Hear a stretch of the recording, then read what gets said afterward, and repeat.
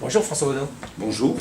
Le lycée est peu impacté par la loi sur la refondation de l'école et vous affirmez toutefois dans votre conférence de presse sur la rentrée scolaire que celle-ci est une étape importante. Pourquoi?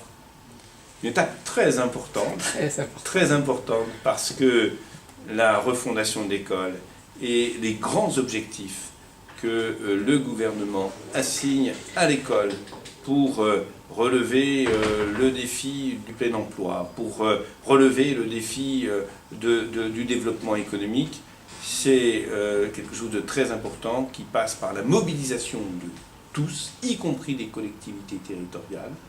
Et dans notre champ de responsabilité, celui des régions, dans le champ de responsabilité des régions, aujourd'hui il y a la carte des formations, il y a une part pour le numérique, il y a très concrètement la lutte contre le décrochage, il y a la valorisation de la qualification.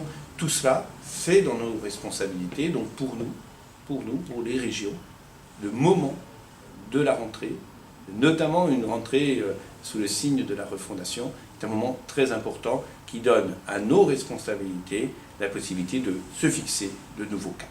Alors, de nouvelles compétences, véritablement.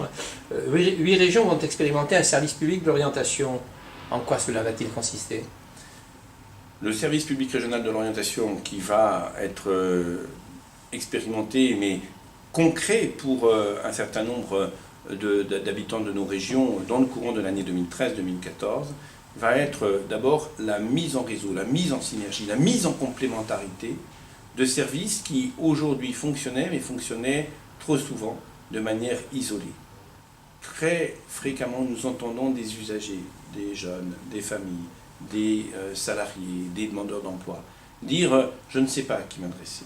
Je ne sais pas concrètement où je dois aller pour faire de la validation de l'expérience et puis ensuite faire de la formation.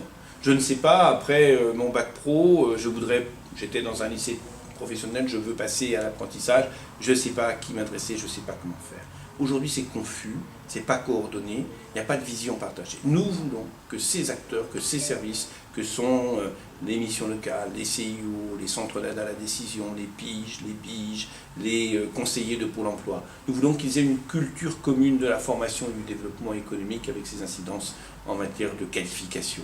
Nous voulons qu'ils puissent vraiment être en réseau, nous voulons qu'ils puissent porter des actions communes fortes qui vont mobiliser toute une population. C'est la mise en réseau, l'animation, la coordination. Ça va être vraiment un objectif fort à partir de valeurs communes, à partir de principes forts qui seront portés par l'ensemble de ces acteurs. Mais le rôle de la région sera-t-il central ou bien y aura-t-il un partage avec l'État et en particulier comment cette action de la région pourra-t-elle s'harmoniser avec celle de l'État, en particulier quand on pense aux missions des conseillers d'orientation psychologues dans les établissements scolaires, aux inspecteurs de l'information et de l'orientation?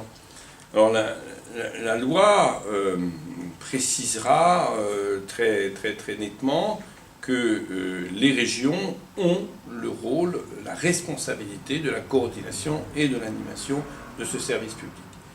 Nous le ferons avec l'État. Nous le ferons avec l'État parce que dans les missions locales, il y a une responsabilité État, parce que le lien entre Pôle emploi et le ministère de l'Emploi, il est évident. Nous le ferons bien évidemment avec l'État, nous le ferons avec tous parce que c'est l'objectif même de ce service public de mettre ensemble des structures qui s'ignoraient. Donc il s'agit de fédérer, non pas d'exclure. Par rapport à la question précise des centres d'information d'orientation, les centres d'information d'orientation correspondent centralement à un besoin, celui exprimé dans les collèges et dans les lycées, d'éducation au choix. Ce besoin, il fait partie de la mission de l'éducation nationale, il restera une mission de l'éducation nationale avec des personnels pour y répondre.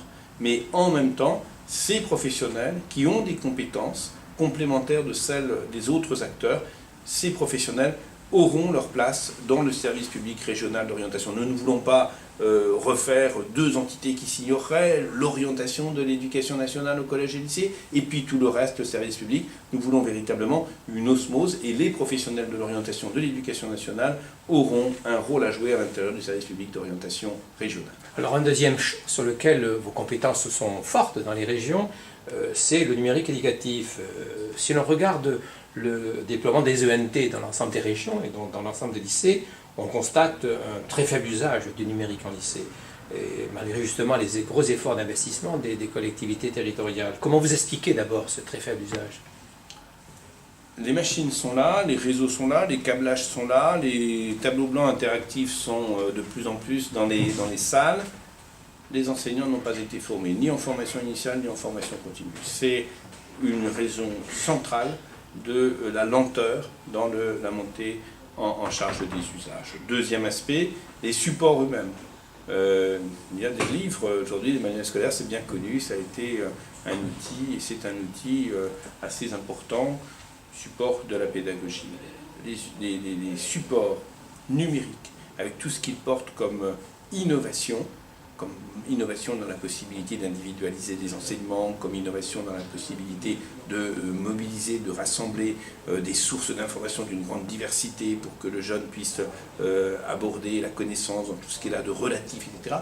Ces supports, aujourd'hui, ils sont beaucoup trop limités.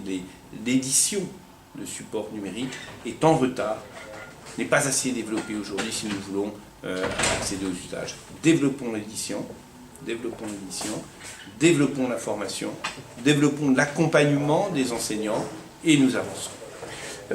La maintenance est un problème qui est relativement récurrent, même si les régions ont traité ce problème de façon assez différente et de façon comme elles l'ont pu jusqu'à maintenant.